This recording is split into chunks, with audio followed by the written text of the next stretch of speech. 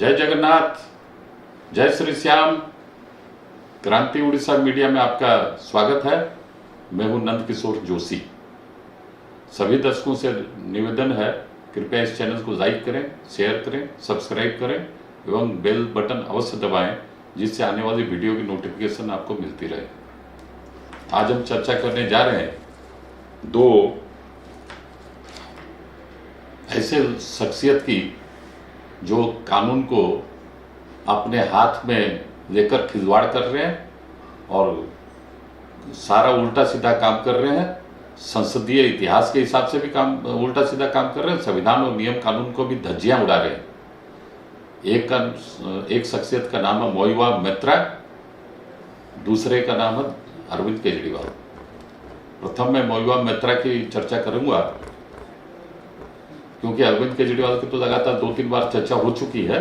मोइवा मैत्रा के बारे में भी मैंने 7-8 दिन 10 दिन पहले एक वीडियो बनाया था। दरअसल कल दोनों की ही पेशी थी। सदाचार समिति, जिसको इंग्लिश में बोलते हैं एथिक्स कमेटी, पार्लियामेंट की जो एथिक्स कमेटी है उसके चेयरमैन है विनोद सोनकर। वो होते हैं बीजेपी के सांसद और उसमें दूसरी पार्टियों के भी, बीजेपी के और कुछ सांसद भी सदस्य हैं, इसके अलावा दूसरी पार्टियों के लोग भी उसमें सदस्य हैं। तो उसके सामने, एथिक्स कमेटी के सामने मोइवा मैत्रा की कल पेशी थी।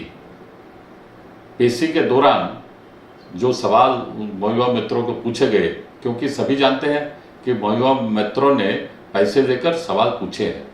उन्होंने 4.5 साल के लोकसभा सांसद के कैरियर के समय टोटल 60 सवाल पूछे हैं।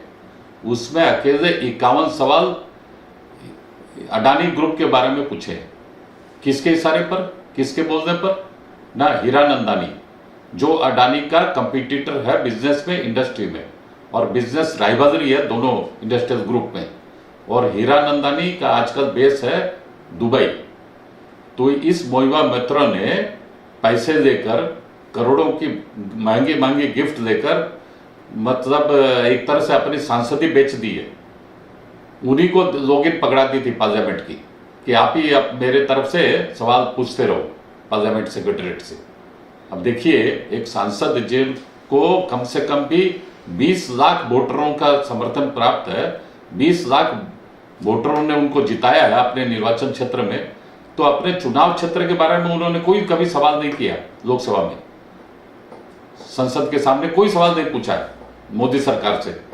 60 में से 51 सवाल सिर्फ और सिर्फ अडानी समूह के खिलाफ पूछे हैं, अडानी समूह के बारे में पूछे हैं। क्योंकि हीरानंदानी चाहते थे जानकारी हासिल करना कि गवर्नमेंट की क्या क्या प्लानिंग है, फ्यूचर प्लानिंग है उनके इंटरेस्टेड बिजनेस को लेकर, जिसमें अडानी का भी स्टेक है। तो हीरानंदानी को खुश करने के लिए, उनको संतुष्ट करने के लिए, उनको इंफॉर्मेशन मुहैया कराने के लिए, इंफॉर्मेशन प्रदान करने के लिए मोइवा मैत्रा ने 51 सवाल पूछे, जिससे हीरानंदानी ग्रुप को थोड़ी एडवांस इंफॉर्मेशन मिल जाएगी एवं अडानी से उनकी मतलब कंपटीशन बरकरार रहेगी। इस हिसाब से बिजनेस राइवलरी सभी जानते हैं, ऐसा होता है, सारी दुनिया में होता है, हिंदुस्तान में भी होता है, सारी दुनिया में होता है। और आजकल तो इंफॉर्मेशन वार ही है। दरअसल जिसको जितनी जल्दी इंफॉर्मेशन मिलेगी उस हिसाब से वो बिजनेसमैन प्लानिंग करता है अपनी। और ये तो अपनी तरफ से कठपुतली थी हीरानंदानी के हाथ में, और हीरानंदानी को ही सारे लॉगिन पकड़ा दी थी पार्लियामेंट के सवाल पूछने के लिए। और वो दुबई से बैठकर हिंदुस्तान के पार्लियामेंट में स्पीकर महोदय से, पार्लियामेंट सेक्रेटरीट के हिसाब से थ्रू से पूछ रहे थे सवाल। मैंने कितनी नीच हरकत ये मैडम की है, हीरानंदानी के हाथ में बिकी है, इसका कोई मतलब, इतना नीच हरकत तो शायद ही बहुत कम ही लोग करते होंगे। और इनके मतलब इनको महंगी महंगी गिफ्ट चाहिए, करोड़ों में इनको गिफ्ट मिल रही है। इनका मकान जो है, जो गवर्नमेंट ऑफ इंडिया ने सरकारी मकान स्वीकृति किया लोकसभा के मेंबर के हिसाब से, उसको भी ये रिमॉडल किए हैं, रिडिजाइन की है हीरानंदानी ग्रुप से की मदद से। हीरानंदानी ग्रुप तो यहाँ रियल एस्टेट का भी बड़ा कारोबारी है हिंदुस्तान में, बॉम्बे बेस है, लेकिन आजकल फिलहाल वो अपना रहते हैं दुबई में। अब सवाल ये होता है कि जिस व्यक्ति ने, जिस महिला ने अब एक तरह से अपनी सांसदी बेच दी है चंद सिक्कों के ऊपर, करोड़ों के ऊपर समझिए, वो किस तरह, किस मुंह से वो बात करेंगी? तो कल उनकी जब पेशी थी और उनको इथिक्स कमेटी के सदस्यों ने जब सवाल जवाब किया, तो ये झर्रा के गुस्से में आकर आधा सवाल दी, आधा सवालों का भी जवाब नहीं दी, उठ के चली आई। और बाहर में मीडिया को बोलती है इनको तमीज नहीं है, अश्लील हरकतें करते हैं, अश्लील सवाल जवाब पूछते हैं, मेरे बारे में क्या क्या प्राइवेट बातें पूछते हैं, इधर उधर, मतलब इतनी बातें बोलिए, मुझे शर्म आता है बोलने के लिए। और इस मैडम को जो लोकसभा के सांसद है उनको कोई शर्म नहीं है, कोई लाज नहीं है सवाल पूछने, माने एथिक्स कमेटी के ऊपर इल्जाम उल्टा लगा दिए ये। मतलब इतनी नीच हरकत तो बहुत कम ही सांसद किए हैं आज तक।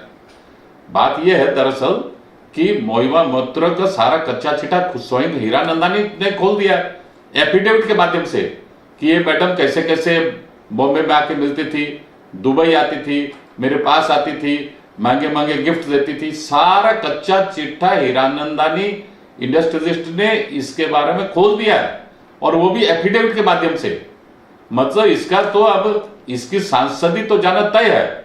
जो विनोद सोनकर जो है पार्लियामेंट इथिक्स कमेटी के चेयरमैन, उन्होंने भी बोल दिया है कि यह अभद्र व्यवहार की है, उल्टा इन पर एथिक्स कमेटी के चेयरमैन पर अभद्र टिप्पणी कर दी है। ये तो ऐसा हुआ जिसको हिंदी में कहावत है ना, उल्टा चोर कोतवाल को डांटे। पेश हुई थी एथिक्स कमेटी के सामने और चेयरमैन पर दूसरे मेंबरों पर ही सवाल दाग दी कि उन्होंने ऐसा किया, अभद्र व्यवहार किया, ऐसा किया, वैसा किया, झूठी मूठी आरोप कर दी। उल्टा चोर कोतवाल को डांटने वाली कहावत इनके ऊपर 100% लागू होती है। तो उन्होंने अपना बोल दिया विनोद सोनकर जी ने कि हम लोग क्या बैठ के जो बात किए हैं और हम लोग जितने सवाल पूछे उसके आधार पर और सारे तथ्यों के आधार पर हम अपनी एक रिपोर्ट बनाकर दे देंगे स्पीकर महोदय को, फिर वो फैसला जो करेंगे। ये भी नौबत क्यों आई कि वो जो दुबे है झारखंड से, शायद मनीष दुबे उनका नाम है, वो दुबे जी जो है उन्होंने एक्चुअली इनके बारे में लिख दिया था पार्लियामेंट स्पीकर को कि इन्होंने पैसे लेकर सवाल पूछे। और उनको कैसे मालूम हुआ कि सुप्रीम कोर्ट के एक लॉयर ने सारी इंफॉर्मेशन उनको दी थी। और ये सारी मीडिया में एक बार नहीं 10 बार 20 बार ये बात आ चुकी है और ये बात साबित भी हो चुकी है। ये मैडम ने भी इनडायरेक्टली कबूल भी कर दिया है कि हाँ मैंने ऐसा सब किया। अब सवाल यह है कि इनके साथ में और 1-2 मेंबर थे जो उठ के चले आए मीटिंग में, बहिष्कार कर दिए मीटिंग का। वो थे एक तो डानी सल्दी जो बहुजन समाज पार्टी के टिकट से अमरोहा से यूपी से वो लोकसभा में सांसद है, सभी जानते हैं। वो तो हमेशा जब भी पार्लियामेंट के अंदर पार्लियामेंट के बाहर हमेशा मोदी के खिलाफ, मोदी सरकार के खिलाफ जहर उगलते रहते हैं और अभद्र टिप्पणियां करते हैं, सारी अनपार्लियामेंट्री वर्ड्स का उच्चारण करते हैं। यहां तक कि पिछली बार जब वो दुबे जी के साथ में इनका कुछ कहासुनी हो गई थी तब जाके वो जो नई दिल्ली से एक सांसद है रमेश बिदुड़ी, उनके साथ में इनकी कहासुनी हो गई थी। फिर जाके वो सब मामला काफी गरमाया था मीडिया में भी। तब रिएक्शन पूछना चाहा इसको मायावती, क्योंकि ये मायावती पार्टी के है ना सांसद डानी सल्दी, तो मायावती ने पल्ला झाड़ दिया, डानी सल्दी का कोई समर्थन नहीं किया। सेम केस अभी होता है तृणमूल कांग्रेस में भी। तृणमूल कांग्रेस ने भी मोहिबा मोइत्रा का कोई समर्थन नहीं किया है, कोई सहयोग नहीं किया है। साफ साफ उनके प्रवक्ता ने बोल दिया है कि इस कारोबार से मोहिबा मोइत्रा जाने, वो जाने, लोकसभा की कमेटी, सदाचार कमेटी जाने, हमारा पार्टी का स्टैंड इसमें कुछ नहीं है। हम लोग मोहिबा मोइत्रा को कोई समर्थन, कोई सहयोग नहीं दे रहे।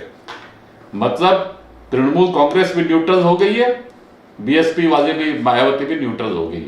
मतलब ऐसे ऐसे सब बदमाश लोग, सांसद लोग इस तरह की हरकत करते हैं, ओछी हरकत, गंदी हरकत करते हैं और हमारे पार्लियामेंट में पहुंच जाते हैं और पैसे के लिए वो क्या क्या नहीं करते हैं। मैं अब आपको वाकया बताऊं, 2004 से 2009 के बीच लोकसभा के स्पीकर थे सोमनाथ चटर्जी, जो सीपीएम के बड़े नेता भी थे, लोकसभा के स्पीकर थे।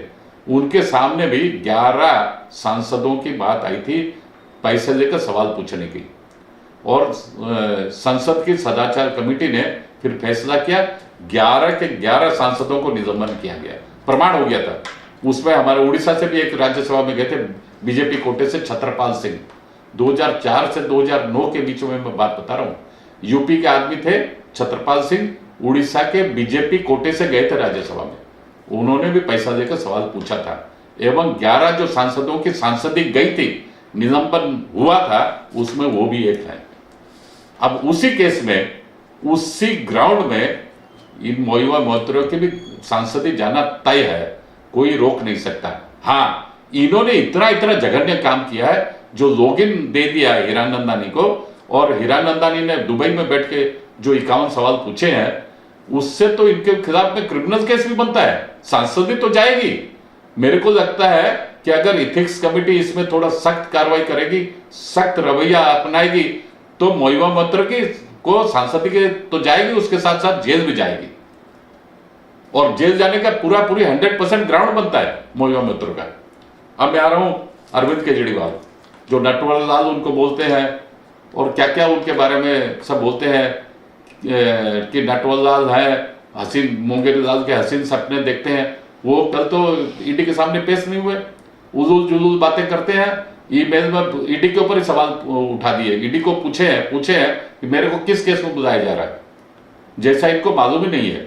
ये खुद को बोलते हैं IIT से मैं इंजीनियर हूं, पढ़े लिखे हैं, इनकम टैक्स ऑफिसर भी थे 15, 16, 17 साल, और वो बोलते हैं किस केस में मुझे बुलाया गया है, ये बताओ पहले। दूसरी बात है कि मुझे साक्ष्य के हिसाब से, मैंने गवाही के हिसाब से बुलाया गया है या मुजरिम के हिसाब से बुलाया गया है, वो बताओ। तीसरा है कि मुझे मुख्यमंत्री के हिसाब से बुलाया गया है कि दिल्ली के आम आदमी के हिसाब से बुलाया गया है। मतलब ऐसे सवाल उन्होंने ईमेल के जरिए से ईडी से पूछा है। इनके ऊपर तो अब तो सीधी बात है, इनको मालूम हो गया है आज नहीं तो कल मुझे तिहाड़ जेल जाना है, वो तय है। और किसी, चाहे ये सब बातों से तो साफ साफ मालूम होता है, बड़े बड़े महंगे वकील इनके पास हैं, वो वकीलों के हिसाब से इन्होंने ड्राफ्टिंग करके ईडी के ऊपर कुछ सवालों की बौछार कर दी है अपने लेटर के माध्यम से। इससे लेकिन साफ कब तक बनाएगी? बकरे की माँ, एक हिंदी में और एक कहावत है ना, बकरे की माँ कब तक खैर मनाएगी। तो बकरे की माँ मतलब ये यहाँ पर केजरीवाल कब तक खैर मनाएंगे? बच नहीं सकते ईडी के पंजे से, ईडी के शिकंजे से, आज नहीं तो कल, अर्थात चंद दिनों में ही ऐसा लगता है कि ईडी इनके शीश महल का दरवाजा खटखटाएगी, उनसे वहीं पर सवाल जवाब पूछेगी, और वहीं से शीश महल से ही इनको सीधे तिहाड़ जेल लेकर जाएगी। ऐसा मेरा मानना है, और ऐसे ही मीडिया सर्कल में संभावना दिखाई दे रही है। आज के अंक में इतना ही, अगले अंक में फिर मिलेंगे। जय हिंद, वंदे मातरम।